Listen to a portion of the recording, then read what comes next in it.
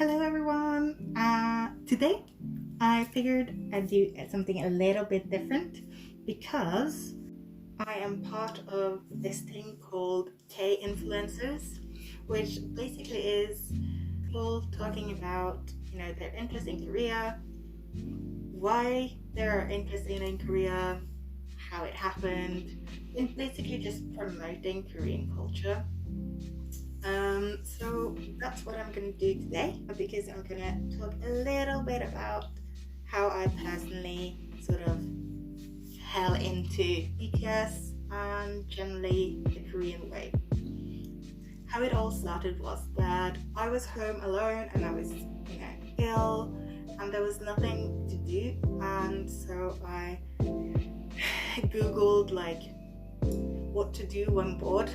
Very, very generic, and what came up was the series of BuzzFeed things, and they had this thing where it was K-dramas and K-pop, and so I went in on it and I just fell down the rabbit hole. It's once you start with that, there's no escaping, especially when you're sick and you just start watching. I don't know if you guys have watched any K-dramas, but when you start, it's so different from, especially here in my country, we don't have these very, very dramatic dramas. So people were getting run over. I remember watching one drama where the guy I thought was the main guy got run over by a car in the first episode, and I was like, what's going on? Wasn't he the main lead? I was so shocked. That's sort of how it all started. And then I started listening to a lot of different K-pop music. I had so much. It was the day of the iPod, because that's how old I am. And I had this iPod and I would have so much K-pop on it. There was this one group that I really, really, really liked, but I didn't know what it said on the screen because it was in Hangul, and back then I didn't know how to read it. So I just knew that I really liked this group, and I was too lazy to actually look up the cover or sort of look up the group in general. I really liked this album. And then fast forward to 2015, my friends were like, yo, you need to watch this group. And I was like, do I really? They were like, no. We're like, no, seriously, you need to watch this group. You're gonna absolutely love it. And I was like, fine, I'll watch if that's what you want me to do. And so I watched this MV. It was called I Need You by BTS. And so I watched it, and y'all, I cried my eyes out. I'm not even joking. I was like a sobbing mess. So I was like, oh my god, I love I Need You. This is the best song ever.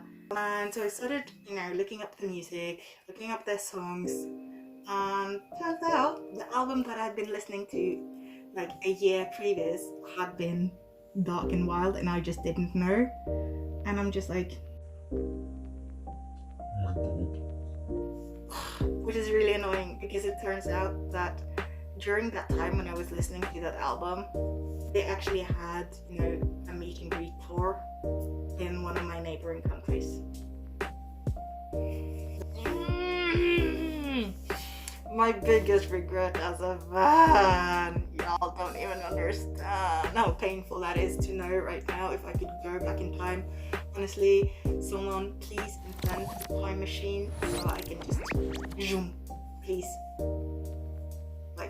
Honestly, please. If I could, there's some things that I would do if I could go back in time, and those are mostly BTS related. It's go back in time so I could go to that meet and greet concert. Go back in time so I could buy a lot of albums and get us into a fanzine. Go back in time so I could get a signed album for much cheaper than what I got my second album. That's up here. It was so expensive, guys. It was so expensive. I'm not even gonna tell you how expensive it was, but it was so expensive. Anyway, so that's how it all started. And then I sort of decided that I wanted to learn Korean and I want to go to Korea. And you know, that's honestly, that's a great plan, right?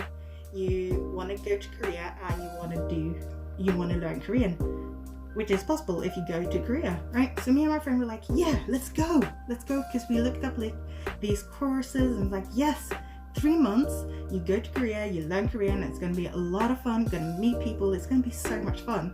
And then what happened was that we realized that we didn't actually have money. We didn't actually have money for 3-month courses. So we're like, well, we're still gonna go to Korea, which is, you know, fine, because if you look online, they also have like some free courses. I don't know how great they are, but at least they're free. So that's a great way to save money. And we're like, we're just gonna do that, you know? So we're like, let's just go. And we went for 3 months without actually having anything planned. And it's just, the whole thing was a mess. We had nothing planned. We had to live on rice for almost 100 days because of very bad planning. I'm like, now looking back, I get stressed. It's just because me and my friend went with, like, I think a lot of people might do this if they're like fans of like K-pop and stuff. They have this amazing budget. They're just like, I'm gonna enjoy Seoul, it's gonna be so much fun. And then they go there and then they end up in Myeongdong, and then there's these K-pop shops, and albums are so much cheaper there because, you know, you don't have, you know, import tax and you don't have shipping. It's a lot cheaper. Everything is so cheap, so you just like grab. You just pile. So I remember the first shopping round we had like 3 bags each that were full. I'm not even joking. And that's so embarrassing, you know. I'm just like, because of that, and because we decided to go to some festivals, like some indie festivals, because we wanted to see like other groups like Hyukoh and 10 centimeters, Thorn Apple, and like indie groups. If you go to Korea, it's one of the things I would recommend you doing. Like, K-pop festivals are really, really fun, yeah, but if you do go to like those more like festivals for like indie music and stuff like that, you'll meet people in a different way and you will enjoy a different side of the music culture. Just very much more relaxed, and I had so much fun, and we could just like lay in the grass and order food and just chill in the sun by the river, and it was great. So that's pro tip for me: go to a festival like that. So basically what happened was then we had to live on rice for the rest of the trip, and that's not even an exaggeration, right? We lived on rice for basically 90 days because didn't think about that 3 months. And at some point we got so sick of rice that we were trying to spice it up, but we couldn't afford to buy side things for it. So I was trying to like add some salt and pepper on my rice because my friend is allergic to eggs. I can fry eggs to put on, and then my friend put like cheese on top of hers, and it was just so sad. It was just so sad, everyone. Don't do that. Don't spend all your money on merch, even if you want to, or do, but like make sure you actually can buy a pack of ramen or something. We met some girls, some other foreigners, and we went out to eat, and they were so confident, you know. They were like, no, we're gonna order for you. And we were like, you know what, sure. We're not like great in Korean. We can, at this point, our level was kind of like we could read the menu and not always know what it meant, but we were able to read it, and like we had this one stew place that we went to and we could order there like confidently, you know, in Korean. But other than that, we weren't like super confident. We could make ourselves understood, but it wasn't like, you know, hey.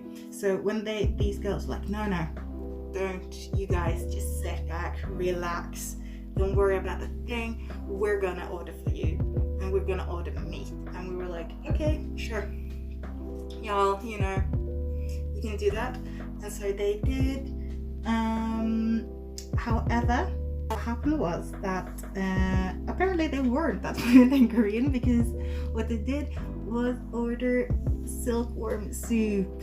I know that's like a type of street food in Korea, but like, how could this happen to me? Let's just say that it was not for me, and it was kind of such a surprise when it arrived, because like we were like, oh, I'm so hungry, and then we got this pot, and it kind of looked like a stew or soup, and it was so hot that it was like bubbling, and it kind of smelled a little odd. We were like, okay, I don't know if this is what we ordered. We were like, sure, I mean, how bad can it be? And then it just started bubbling up and bubbling up and bubbling up and bubbling up, and then you saw these like silkworms sort of float up, and everyone was like, what's going on?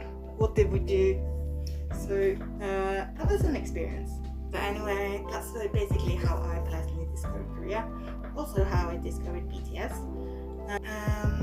And you know, I would really like to hear, you know, how you guys discovered Korea. How, like, what got you interested? What got you interested into like BTS or K-dramas or K-pop in general, or the K-wave? Like, what is it that really interests you with this kind of culture, you know?